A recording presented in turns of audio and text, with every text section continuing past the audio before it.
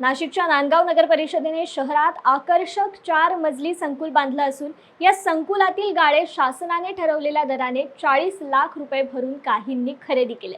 मात्र त्यासमोर काही व्यावसायिक हातगाड्या लावून व्यवसाय करतात। त्याची अडचण गाळेधारकांना होत असल्यामुळे त्यांनी नगर परिषदेकडे लेखी तक्रार केली असून त्याची दखल घेत नगर परिषदेकडून अतिक्रमण हटाव मोहीम सुरू झाली आहे। पोलिसांच्या बंदोबस्तात ही कारवाई केली जाते। मात्र दुसरीकडे हातगाडीवर व्यवसाय करणाऱ्या छोट्या व्यावसायिकांच्या पोटापाण्याचा प्रश्न ऐरणीवर आलाय।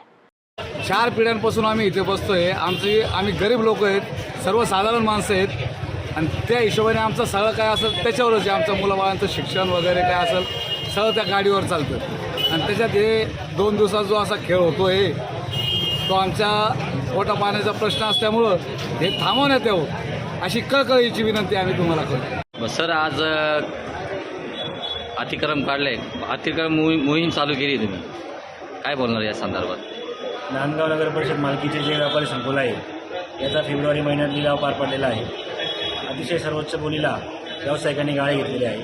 सदरील गाळ्यांचे ताबे त्यांना द्यायचे असल्याने त्यांनी वारंवार नगरपालिकेला अर्ज केलेला होता की जे समोरचे अतिक्रमणधारक टपऱ्यावाले आहेत त्यांच्यामुळे आम्हाला दुकान लावता येत नाही, ताबा घेता येत नाही। तर माननीय मुख्याधिकारी साहेबांच्या आदेशानुसार आम्ही यांना वारंवार सूचना दिलेल्या होत्या, तरी देखील सदरील अतिक्रमणधारक यांनी आपली कुठली कारवाई केली नसल्याने आज नगर परिषदेच्या पथकाद्वारे पोलिसांच्या मदतीने अतिक्रमण निर्मूलनाची कारवाई या ठिकाणी राबवण्यात आलेली आहे।